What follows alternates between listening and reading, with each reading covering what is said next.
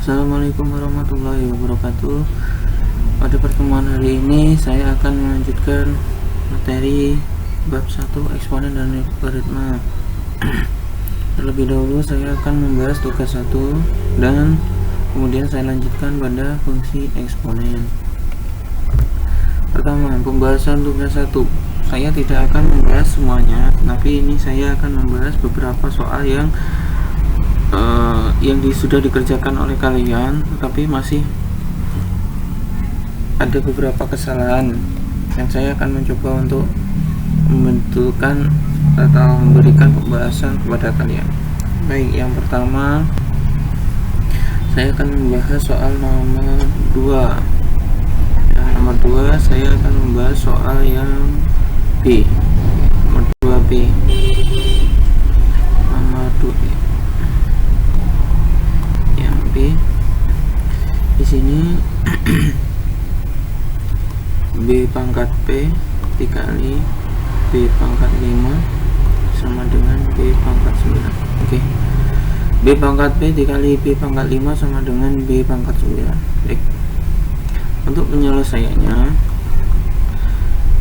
B pangkat P ini ada kesamaan ya, terlebih dahulu kesamaan sama-sama B, dan B, jadi sama, sehingga bisa kita pindah ruaskan yang B pangkat 5 ini ke sebelah kanan.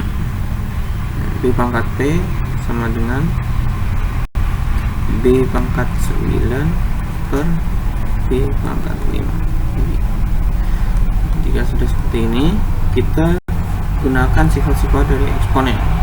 B pangkat P sama dengan B pangkat 9 dikurangi 5, sehingga mendapatkan hasil B pangkat P sama dengan B pangkat 4, sehingga nilai P nya sama dengan 4. Nah, ini baik.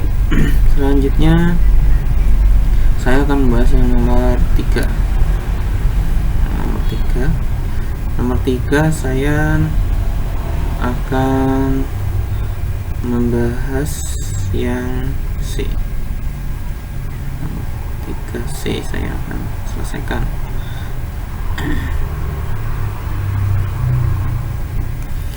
Baik, nomor 3 yang C. Saya tuliskan N pangkat min 1 kali R pangkat 4 per 5 N pangkat 6 kali R pangkat 4 pangkat 2. Kemudian di sini ada keterangan N tidak boleh sama dengan 0 dan R tidak boleh sama dengan 0. Baik, untuk menyelesaikannya terlebih dahulu kita amati N pangkat min 1 kali R pangkat 4 per 5 kali N pangkat min 6 kali R pangkat 4 dalam kurung pangkat 2. Oke. Di sini sama-sama memiliki N. Nah, ini sama-sama N. Kemudian di sini juga sama-sama R. Baik. Yang ini 5. 1 per 5 ya ini. Ini per 5 itu 1 per 5. Sehingga bisa kita tuliskan 1 per 5 kali N pangkat min 1 per N pangkat min 2. Kita gunakan N pangkat min 6, kita gunakan sifat dari eksponen, sehingga bisa kita tuliskan N pangkat min 1 dikurangi dalam kurung min 6, kemudian dikali dengan R, juga bisa kita tuliskan R pangkat 4 per R pangkat 4, sehingga ini kan. Kemudian tutup kurung. Oke. Sama dengan 1 per 5 kali N pangkat min 1 dikurangi min 6. Pengurangan ketemu min, hasilnya menjadi penjumlahan, sehingga min 1 ditambah 6, sehingga N pangkat 5 dikali dengan R 4 kurangi 4, sehingga R pangkat 0 pangkat 2. Oke. Dengan 1 per 5. Oke. N pangkat 5. Sorry, paling ada kekeliruan sebentar. Maaf. Baik, saya lanjutkan. Ada sedikit kekeliruan di sini.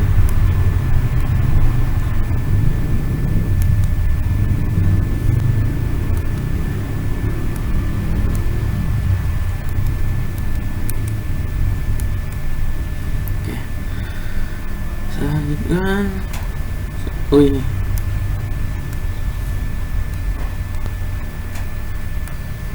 Nah, baik, saya starting di sini N pangkat 5. Astagfirullah.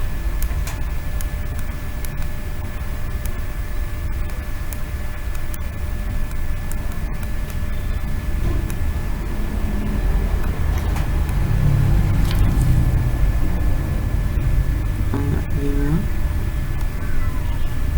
R pangkat 0. Semua bilangan pangkat 0 berarti 1.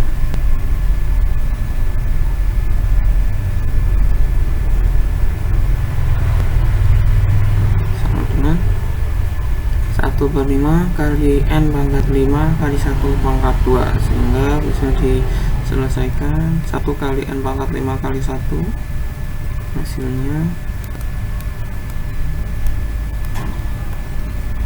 N pangkat 5 per 5 pangkat 2, sehingga hasilnya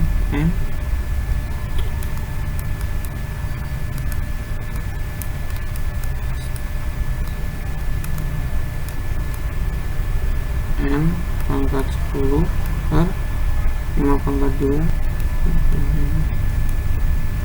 Ini hasilnya. Baik, selanjutnya fungsi eksponen. Untuk memahami fungsi eksponen, coba kita pahami dulu contoh berikut. Seorang membawa virus dan menulari 3 orang lainnya. Pada fase selanjutnya, setiap orang menulari 3 orang lainnya lagi. Nah, jadi pertama kali itu ada 3 orang, kemudian 3 orang ini menulari 3 orang lainnya lagi, kemudian fase selanjutnya ditulari 3 orang lainnya. Untuk pertanyaannya, berapakah orang yang akan tertular pada setiap fase selanjutnya? Yang kedua, berapa orang yang akan tertular virus tersebut pada fase ke-20? Yang ketiga, manakah grafik fungsi berikut yang merepresentasikan peningkatan jumlah orang yang tertular virus tersebut jika proses penularan terjadi terus-menerus? Mengamati pilihan.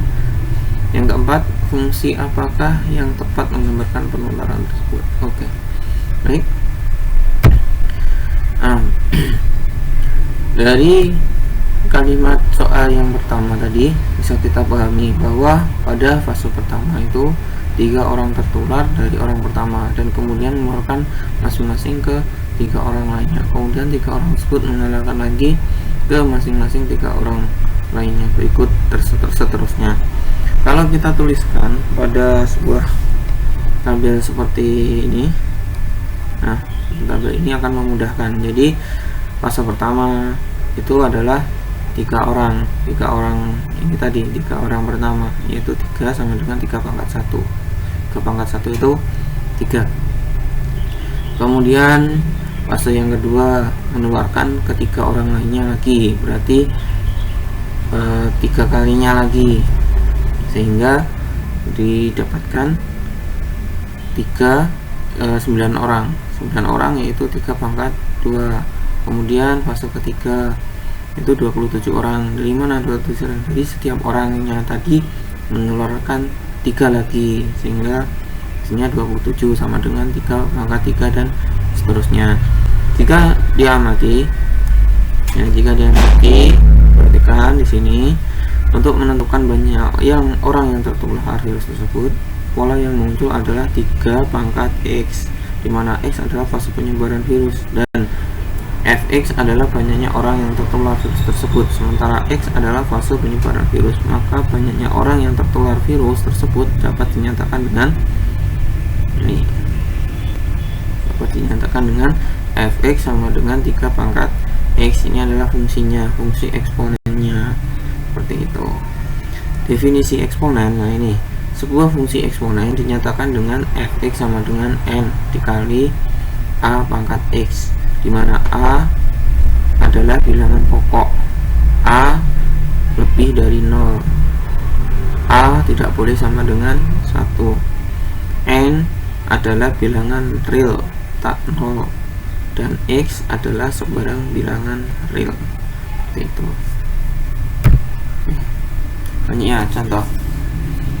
Di sini contohnya saya mengambil di buku yang sudah pernah saya berikan, dan bisa kalian lihat di bukunya juga. Contohnya, untuk mengamati pertumbuhan suatu bakteri pada inangnya, seorang peneliti mengambil potongan inang yang sudah terinfeksi bakteri tersebut dan mengamatinya selama 5 jam pertama. Pada inang tersebut terdapat 30 bakteri. Setelah diamati, bakteri tersebut membelah menjadi 2 setiap 30 menit. Yang pertama yang diharapkan dari soal ini adalah modelkan fungsi pertumbuhan bakteri pada setiap fase. Yang kedua, gambarkan grafik pertumbuhan bakteri tersebut. Yang ketiga, pada jam kelima berapa banyak bakteri baru yang tumbuh. Baik.